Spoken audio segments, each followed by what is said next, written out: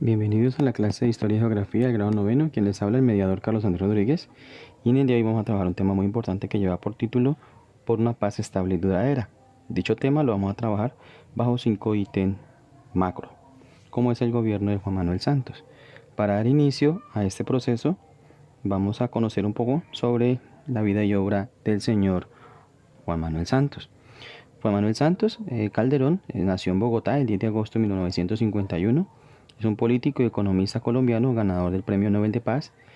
que ejerció el cargo de presidente de la República de Colombia desde el 7 de agosto de 2010 hasta el 7 de agosto de 2018. Actualmente es profesor en la Escuela de Gobierno John F. Kennedy de la Universidad de Harvard y miembro de la Junta de la Fundación Rockefeller. Cabe resaltar que este mandatario ha sido uno de los mandatarios que se ha dado a la tarea o a la lucha de poder generar un proceso de paz en nuestro país. Hay que mencionar que él incursionó en la política haciéndose miembro del Partido Liberal Colombiano, fue ministro del Comercio Exterior durante el gobierno de César Gaviria y más tarde hizo parte del gobierno del Partido Conservador de Andrés Pastrana Arango, en el que se desempeñó como el ministro de Hacienda. Después, también al consolidarse todo lo que tuvo que ver con el gobierno del señor Álvaro Uribe Vélez,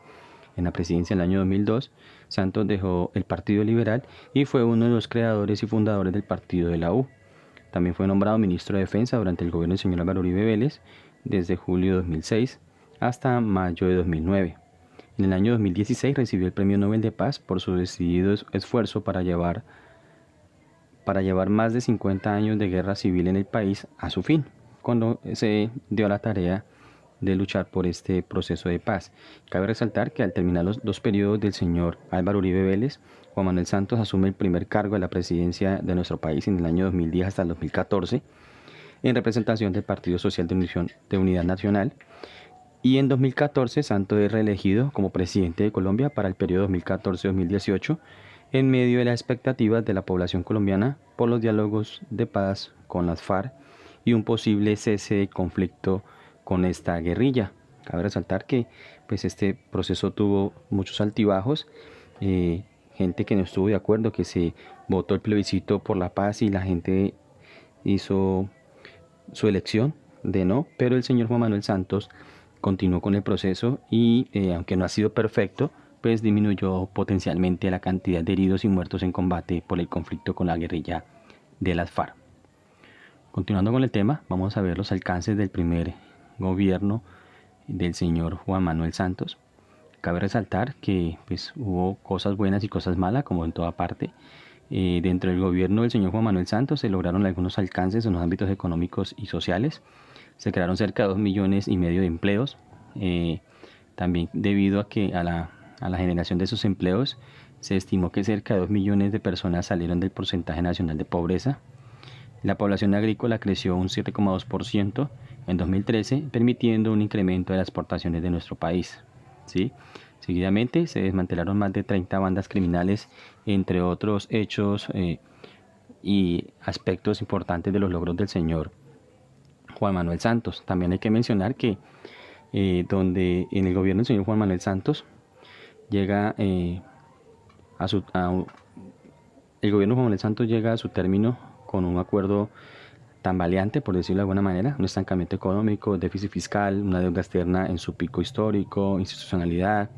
un poco débil, entre comillas, por todo lo que se mencionaba del proceso de paz, separación de poderes desdibujada y una estela de corrupción sin precedentes. No obstante, hay que destacar 3 gestiones de su administración, como Serpilo Paga, que es un programa que financia la demanda en educación en respuesta a la política fracasada de financiación de la oferta, generando acceso a la formación profesional en universidades privadas de miles de jóvenes de bajos recursos. Eso es integración social real y creación de oportunidades. También Colombia, bajo el gobierno del señor Santos, ingresó a la OCDE y esto hay que mencionar que el denominado Club de los Países Desarrollados brindará apoyo internacional en la elaboración de estrategias para mejorar la competitividad, potenciar la productividad, superar la pobreza, aumentar la escolaridad y consolidar un sano sistema pensional. Cabe resaltar que los países que hacen parte de la OCDE son países que están muy avanzados en proporción con Colombia y esto al hacer parte de esta OCDE pues le exige al país a un desarrollo significativo para poder ser competitivo y de parte, pues obviamente superar esas falencias que se han tenido a lo largo de nuestra historia. También bajo el gobierno de este señor ingresamos a la OTAN, que es la Organización de Tratados del Atlántico Norte, y esta pues teniendo en cuenta que la amenaza del terrorismo global exige nuevas estrategias y un trabajo mancomunado de las diferentes naciones del mundo, y Colombia no puede estar rezagado en dicha materia. Por otro lado, también hay que mencionar que es un poderoso argumento disuasorio en un escenario hostil para el país, como lo es el actual, con una dictadura comunista en Venezuela, que nuevamente contará con recursos como en la época de Chávez, dadas las sanciones económicas de Estados Unidos a Irán y el incremento de los precios del petróleo. Se ven venir amenazas de guerra como elementos distractor de la hecatombe social y el éxodo del país vecino, y se escucha a lo lejos a Maduro parafraseando al comandante: movilicen los tanques a la frontera, envíen los Sukhoi a la base aérea Rafael Urdaneta de Maracaibo, necesitamos 15.000 hombres en los estados limítrofes con Colombia, etcétera, etcétera. Debemos tener capacidad de respuesta en cuanto a ello, y como tal pues el gobierno de Juan Manuel Santos concluye de esta manera con un proceso de paz que, como lo dije anteriormente, no es un proceso de paz perfecto, pero disminuyó la cantidad de eh, personas heridas y muertas en combate en esta guerra absurda de más de 50 años. Dentro de ello también tenemos que mencionar algunos acuerdos adelantados por el gobierno del señor Juan Manuel Santos con la guerrilla de las FARC, que permitió adelantar todo el proceso. Esos acuerdos, también conocidos como el Proceso de Paz de Colombia, fueron las conversaciones que se llevaron a cabo entre el gobierno de Colombia, en representación del Estado, y la guerrilla de las FARC-EP, para proponer fin al conflicto armado interno de Colombia, iniciado en el año 1960. Estos diálogos, que tuvieron lugar en Oslo y en la Habana, Cuba, desembocaron en la firma del acuerdo para la terminación definitiva del conflicto en Bogotá el 24 de noviembre del año 2016. Cabe resaltar que dentro de este acuerdo, en ese sentido, el éxito del acuerdo está dado por el fin de las FARC como organización armada y su transformación en un partido que se somete a las normas legales y que se beneficia de algunos apoyos especiales para actuar. En el contexto legal hay que mencionar, legal internacional actual, es imposible ofrecer a los miembros de las FARC una amnistía tan amplia como la que se le dio al M-19, y es preciso mostrar a la comunidad internacional que los delitos de guerra y de lesa humanidad no quedaron impunes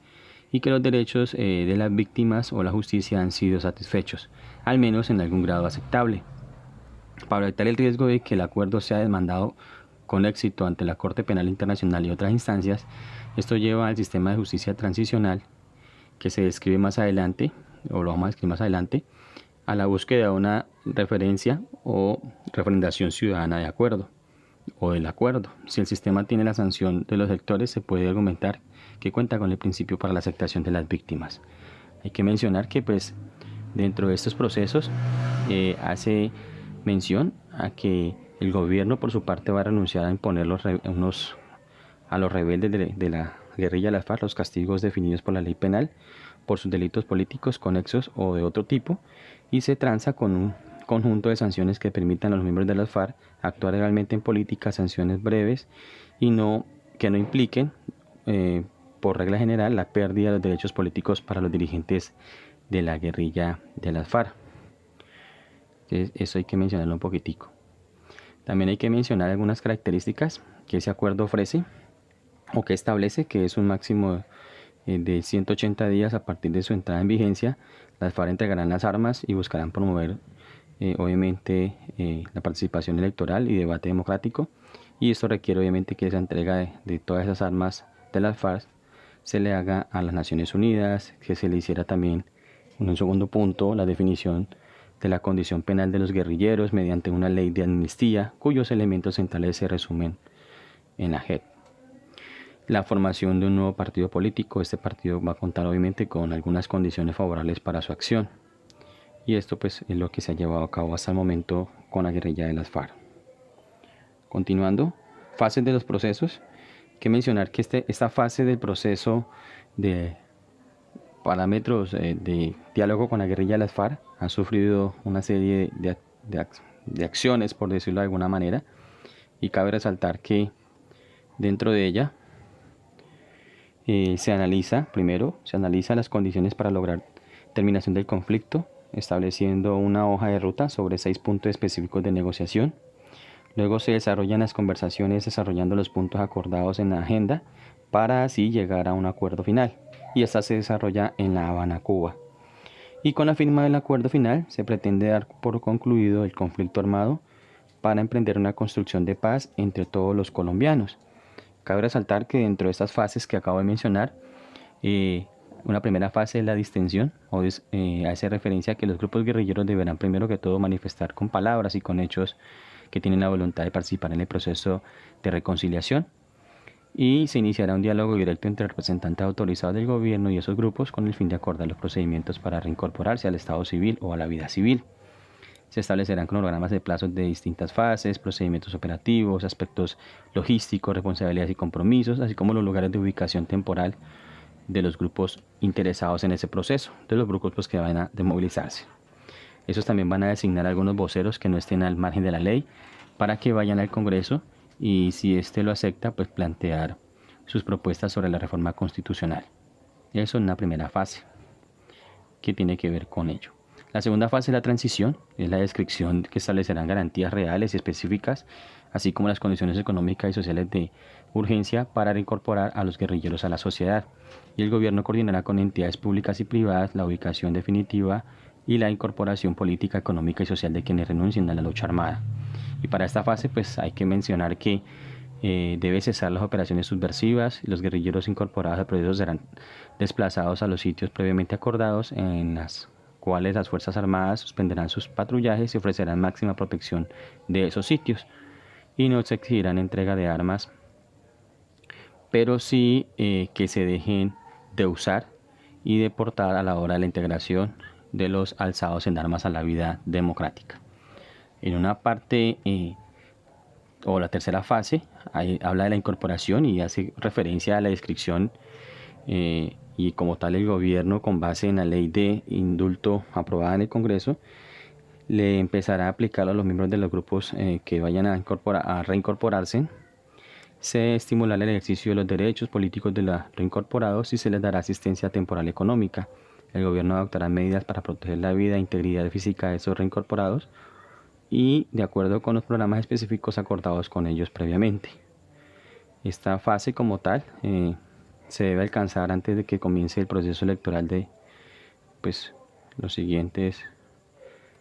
procesos en Colombia. Cabe resaltar que todos esos procesos que se han adelantado en Colombia han sido, y sobre todo en esta última fase, con el fin de apoyar a todo lo que tenga que ver con un proceso que nos va a beneficiar a todos los colombianos, como es que se hubiese desmovilizado la guerrilla de las FARC, y que para nadie es un secreto que aunque se hayan estipulado una cantidad de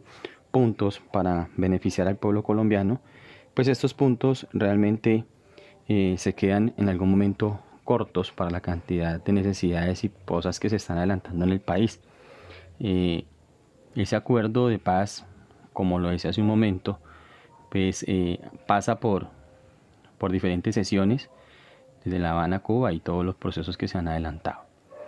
Esas mismas fases, como lo decía hace un momento, también tiene un punto de una agenda, y ese punto de la agenda habla exactamente de 6 puntos, como lo son desarrollo agrario integral,